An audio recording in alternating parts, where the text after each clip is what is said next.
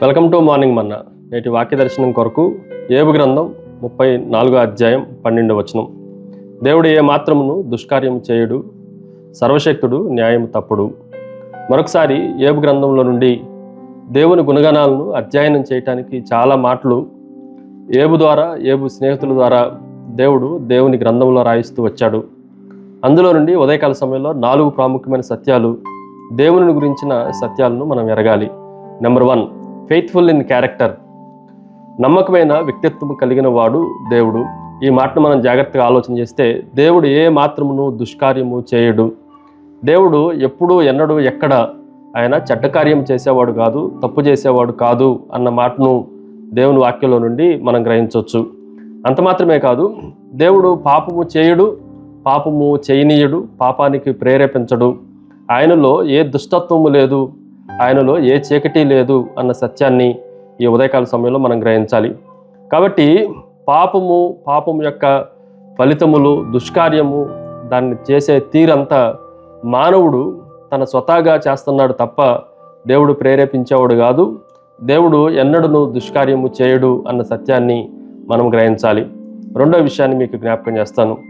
Fair in judgement, తీర్పులో న్యాయమైన వాడు.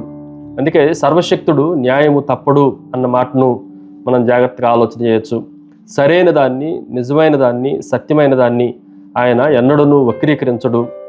ఈరోజు చాలా సందర్భాల్లో అపవాది సాతాను దేవుని మాటలను, నిజాన్ని వక్రీకరించగలదు. కానీ దేవుడు సత్యములాగానే ఆయన ఉండగలడు. ఆయన తీర్పు ఎప్పుడు న్యాయముగా ఉంటుంది. ఆయన వక్రీకరించేవాడు కాదు అన్న సత్యాన్ని కూడా మనం గ్రహించాలి. మూడో విషయాన్ని మీకు జ్ఞాపకం చేస్తాను. It is a full of truth. సత్యముతో నిండినవాడు. ఈ మాటను కూడా మనం జాగ్రత్తగా ఆలోచన చేస్తే, ఎన్నడూను, ఏ మాత్రమును అన్న పదాలు ఆ వచనంలో కనిపిస్తూ ఉన్నాయి. ఏ మాత్రమును అన్యాయము చేయుడు, ఏ మాత్రమును దుష్కార్యము చేయుడు. ఈ మాటలు మనం జాగ్రత్తగా ఆలోచన చేస్తే, ఆయనలో ఒక్క కోశాన కూడా, ఒక్క శాతము కూడా ఆయనలో దుష్కార్యము లేదు, అన్యాయము లేదు అన్న విషయాన్ని మనం గ్రహించాలి. అంటే 100%, 100% ఫుల్ ఆఫ్ ట్రూత్. ఆయన సత్యముతో నిండినవాడు.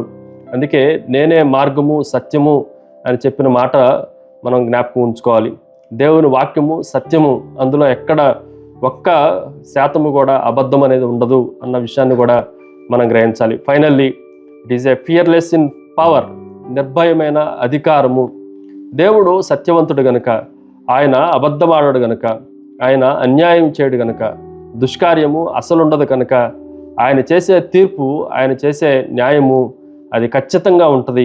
కాబట్టి న్యాయము తీర్చేటప్పుడు ఆయన ఎప్పుడూ భయపడేవాడు కాదు. నిర్భయముగా, అధికారముతో మనల్ని తీర్పు తీర్చేవాడు అన్న సత్యాన్ని కూడా మనం గ్రహించాలి. దేవుని వాక్యంలో ఆయన పరిపూర్ణమైన ప్రణాళిక దేవుని ఎదుట ఉంది. ఆ ప్రణాళికకి మనము లోబడి ఉండాలి. ఆయనకి అధికారం ఉంది. ఆయన అధికారం చొప్పున మనకు న్యాయము తీరుస్తాడు అన్న సత్యాన్ని గ్రహించిన వారమై భయభక్తులు కలిగి దేవుణ్ణి వెంబడించాలి. ప్రార్థన.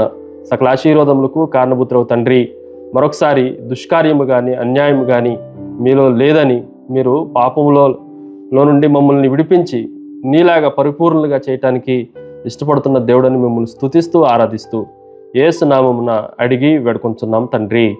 ఆమెన్. God bless you.